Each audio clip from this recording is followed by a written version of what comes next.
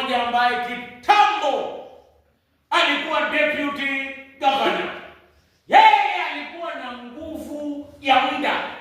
Yaani kama angetaka busuma angekula, ama angetaka nyama angepata, ama angetafuta gari angepata.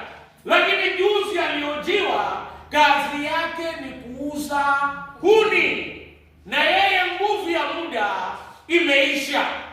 Dada, niambie watu dunia hii wanatafutanga nguvu ya muda.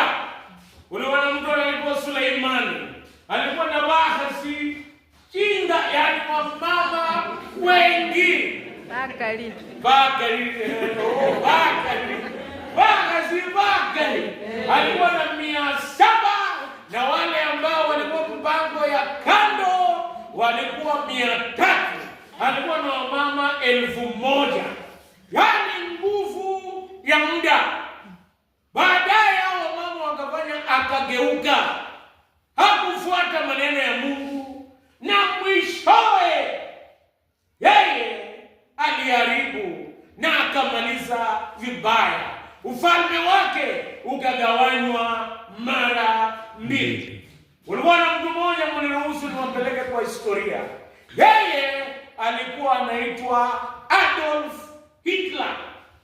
Yeye alikuwa akitawala Ujerumani. Na yeye Adolf Hitler aliua Wayahudi milioni 6. Na anasema kwa masaa 18 alitawala dunia mzima. Lakini alikufa kwa kujiua. Kumbe uongozi wa muda unaishi. Na hapa kwetu, aje tukuja hapa, kulikuwa na mtu ambaye alikuwa anaitwa Elijah Masinde na Meme.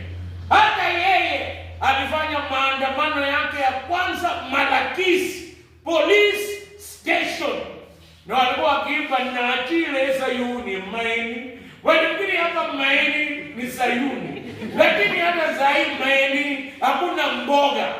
Na mimi nataka kuambia, na Meme ilifika siku yake akalala. Nguvu za muda. Kulikuwa na mwingine anaitwa Jehova kwa Juni.